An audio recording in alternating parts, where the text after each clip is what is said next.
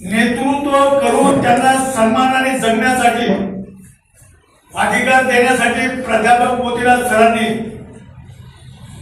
चळवळ सुरू केली, त्याला चांगलं स्वरूप येत गेलं आणि त्यामध्येच मग या त्रिकुटीने सहभाग घेतला. त्रिकुटी ज्याच्यामध्ये तुकाराम महाराज, अमीन जामगावकर आणि आमचे तुकारामजी जाधव, ही जी भटक्याची चळवळ होती अत्यंत आक्रमक अशी होती, कोणाला न भिणारी. मला वाटतं त्यावेळेस पॅन्थरच्या पद्धतीने वागायची. कुठेही अन्याय अत्याचार झाला, कुठलाही विचार न करता जाऊन अन्याय अत्याचाराला तोंड द्यायचं, अशा पद्धतीची ही भटक्यांची चळवळ होती असं मला वाटतं. आणि त्यावेळेस दिवंगत सरांचे आदेश शिर सावंत मानून मग घरात काही खायला आहे की नाही, पत्नी आजारी आहे की मुलगा आजारी आहे, आई वडिलांचं काय अवस्था आहे असं न बघता या त्रिकुटाने भटक्या विरोधाची चळवळ इतकी जबरदस्त आहे, शासनाला देखील त्याची. मी त्याच्या बरोबर नेहमी असायचो आणि आम्ही समकालीन. मोतीराज सरांनी भटक्यांना खऱ्या अर्थाने न्याय देण्याचं काम कितीतरी आंदोलनं केली. मला असं वाटतं की 40 गावाला बिराड मोर्चा काढला आणि तिथे ही मागणी केली की जर तुम्ही आम्ही या देशाचे नागरिक असताना आम्हाला सन्मानाने जगता येत नसेल किंवा कुठले रोजगार नसतील तर आम्हाला दारू पाड्याच्या भट्टीचं परमिशन दिलं पाहिजे.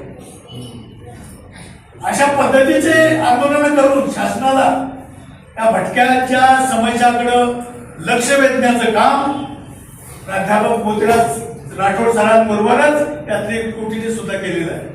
आणि म्हणून अधिक वेळ न घेता सांगण्यासारखं भरपूर आहे. या चळवळीमध्ये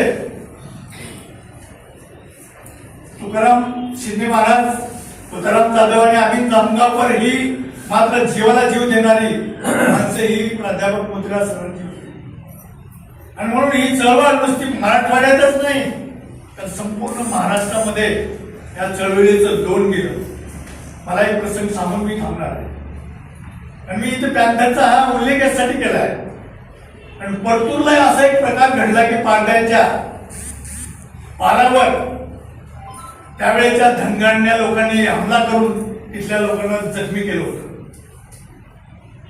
आणि त्यांना साथ देण्यासाठी मग इथून आम्ही तुकाराम जाधव बाकीची जी कार्यकर्ते मंडळी जाऊन त्या लोकांना साथ दिली तर तिथं गोळीबार देखील झाला होता. त्याला न डगमगता भटक्यासाठी आयुष्य हे आपलं जन्माला आलो आपण त्यासाठीच असं समजून त्या नेत्यांनी काम केलंय. आज अमीन भाई आमच्यातून गेले अत्यंत दुःख होतं. कमी वयामध्ये हे जाणं चळवळीच्या दृष्टीनं, समाजाच्या दृष्टीनं आणि कुटुंबाच्या दृष्टीनं खूपच दुःखदायक आहे. मी या निमित्ताने तथागत गौतम बुद्ध यांच्या चरणी याचना करेन की अमीन भाई यांच्यानंतर त्यांच्या कुटुंबियांना दुःखातून सावरण्याची शक्ती त्यांना मिळावी एवढी या ठिकाणी याचना करतो. त्यांना पुन्हा एक वार भूमिपुत्र जनपार्टी शिक्षण संस्थेच्या वतीने भावपूर्ण आदरांजली अर्पण करतो आणि थांबतो. भटक्यांचा जन्म प्रस्थापित जातीवाद्यांचं ओझं मानण्यामध्येच गेलं. आता कोणी बोलणार आहे